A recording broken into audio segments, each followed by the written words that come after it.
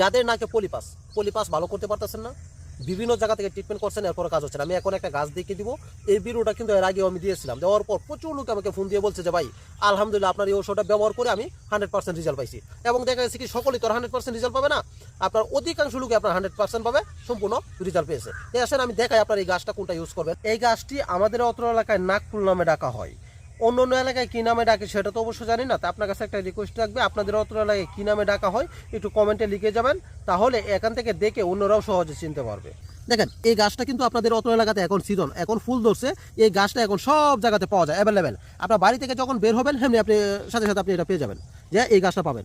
আপনি কি করবেন, এই গাছের কতগুলি পাতা নেবেন, এইভাবে পাতা নেবেন। দেখেন এটা হচ্ছে হলুদ এক ধরনের ফুল। এটা যদি আপনি চাবাইলে পরে মুখে যত ধরনের গা আছে জীবের মধ্যে, যে আপনার গাগুলি এগুলি সম্পূর্ণ ভালো হয়ে যায়। এটা চাবাইলে পরে জিঞ্জি ধরে, এবং জিঞ্জি ধরার সাথে সাথে মুখ থেকে প্রচুর পরিমাণে লালা পড়বে, আর যে জীবের যে গাগুলি আছে ওই গাগুলি চলে যাবে।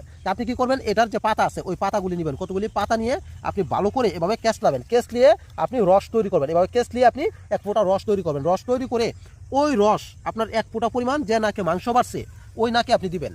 যে নাকে মাংস বাড়ছে ওই নাকে কটন বার দিয়ে ওই এক ফোঁটা রস আপনার ওই মাংসের মধ্যে ভরাই দিবেন। দিলে পরে কি হবে, আপনি সাথে সাথে কিছুটা রেজাল্ট পাবেন। সাথে সাথে আপনি যখন কিছুদিন ইউজ করবেন, তাহলে আপনার যে মাংসটা এটা সম্পূর্ণ মিলিয়ে আপনার আগের মতো ঠিক হয়ে যাবে ইনশাআল্লাহ। অবশ্যই ফ্রেন্ডস, যদি ভিডিওটি ভালো লাগে থাকে তাহলে অবশ্যই ভিডিওটি একটু শেয়ার করে দিবেন, অন্যরাও যেন এই ভিডিওটা দেখে তাদের সমস্যাটা দূর করতে।